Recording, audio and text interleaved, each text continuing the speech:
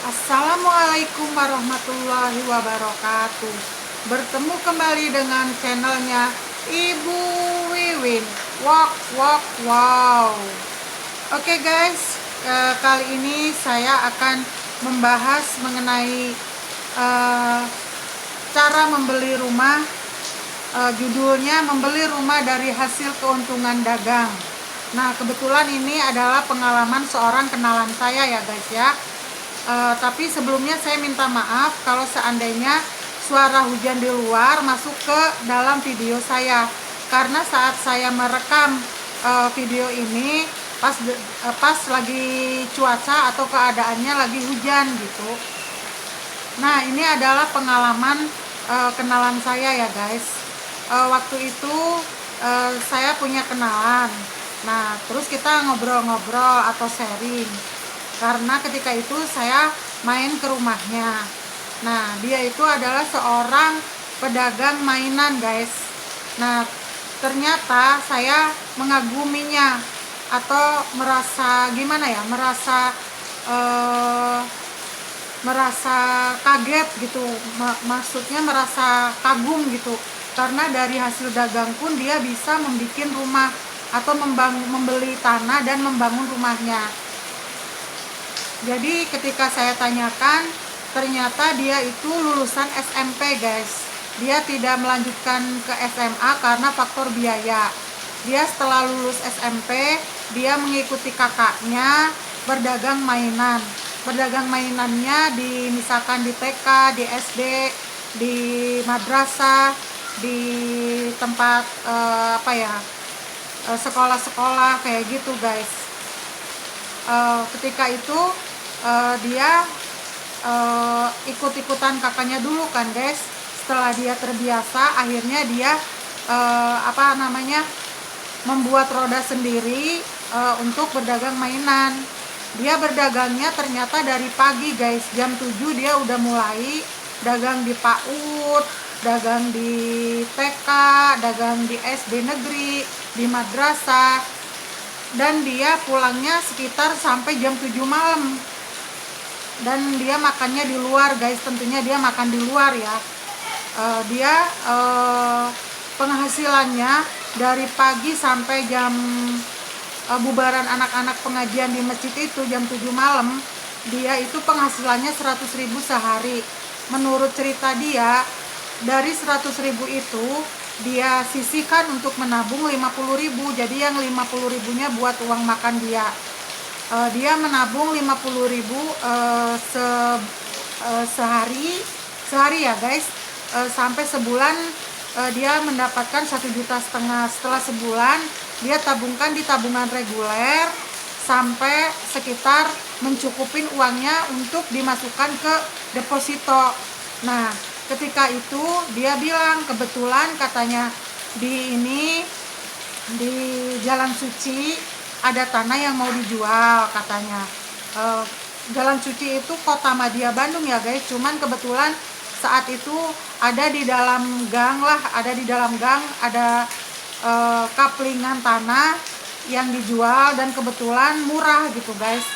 Ya tapi ya agak deket kuburan sih, cuman gak terlalu deket. Cuman kaplingannya tuh murah dan di Kota Madia. Katanya satu tumbak itu ukuran sekitar kalau nggak salah 14 meter gitu ya guys. 1 kali 14 meter itu satu tumbak kalau nggak salah gitu ya guys. Nah itu apa 2 kali 14 gitu, apa 1 kali 14 gitu satu tumbak. Nah itu dia membeli, setelah tabungannya cukup, lantas dia membeli sekitar 2 tumbak setengah, sekitar 35 meter persegi gitu. Lantas ketika uangnya udah mencukupi di bank, dia ambil untuk membangun rumahnya juga. Untuk membangun rumahnya guys. Jadi dia memiliki rumah tersebut masih bujangan guys. Jadi dia menabung dulu. Jadi intinya kalau pedagang semacam pedagang kecil-kecilan itu, jadi nggak usah takut, nggak usah ragu memiliki rumah, pasti bisa asalkan menabung. Nah menabung, kalau bisa para pedagang jangan beli KPR, lebih baik membeli kontan. Makanya itu harus menabung, harus menyisihkan uang untuk menabung, dan menabungnya itu harus konsisten. Jangan uangnya diambil-ambil. Ada yang mau minjem misalkan kita ambil tabungan, jangan ya guys. Kalau mau minjamkan uang sama teman atau sama saudara, sebaiknya kita cari uang lain, jangan membongkar tabungan kita gitu, mencari usaha sampingan lain. Nah kebetulan teman saya juga seperti itu, jadi dia tidak mengganggu uang tabungannya karena dia berniat sebelum berumah tangga dia ingin memiliki rumah sendiri. Nah itulah guys, akhirnya dia dengan menabung 50.000 sehari, akhirnya dia bisa bikin deposito. Setelah depositonya terkumpul banyak, dan kebetulan di daerah Jalan Suci, dan itu pun di dalam gang ada tanah yang mau dijual.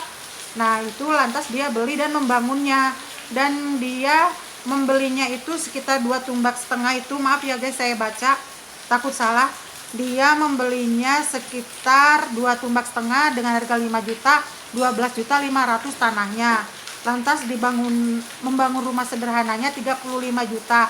Dia sekitar habis 47 juta guys. Jadi kalau misalkan kita menabung 50.000 sehari, jadi sebulan 30 hari kan dapat 1.500.000. Jadi 1.500.000 dikali 12 bulan kan dapat 18 juta. 18 juta dikali 3 tahun udah dapat 54 juta. Jadi malah uangnya dia itu berlebihan guys. Nah itu dia membangun rumahnya sangat-sangat sederhana, cuman udah permanen guys. Jadi guys, untuk kalian para pedagang kecil-kecilan, jangan ragu untuk memiliki rumah. Yang terpenting pertama kita harus menabung. Jadi kita jangan ngambil KPR, terkecuali kalau penghasilan kita di saat pahit-pahitnya nih guys ya, di saat sepi-sepinya bisa untuk menutup cicilan ke KPR. Di saat sepi-sepinya nih, jangan pas saat rame-ramenya. Saat sepi-sepinya uang kita bisa mencicil KPR, dan untuk kebutuhan sehari-hari baru kita bisa ngambil KPR. Tapi kalau misalkan kita tidak mencukupi untuk bayar KPR, sebaiknya mendingan kita tabung dulu, kita kumpulkan di tabungan deposito, supaya kita nantinya bisa membeli rumah kontan. Nah untuk bank yang kita pilih sebaiknya bank negeri guys. Bukan berarti nggak boleh di bank swasta ya guys, boleh juga di bank swasta, tapi yang harus qualified, yang harus istilahnya banknya itu baik gitu, tidak pernah mengalami kebangkrutan, dan juga udah melewati masa moneter. Jadi kalau di bank swasta juga boleh, tapi yang harus qualified dan melewati masa krisis moneter. Tapi sebaiknya mending di bank negeri guys kalau kita mau deposito, karena kalau bank negeri itu pasti dapat jaminan dari pemerintah. Jadi gitu guys, share saya bagaimana caranya para pedagang kecil bisa membeli rumah. Jadi walaupun dia tidak lulus SMA, tapi sebelum usia 30 tahun dia udah terbeli rumah. Nah demikian guys penjelasan saya. Wassalamualaikum warahmatullahi wabarakatuh. See you, bye bye. Mwah.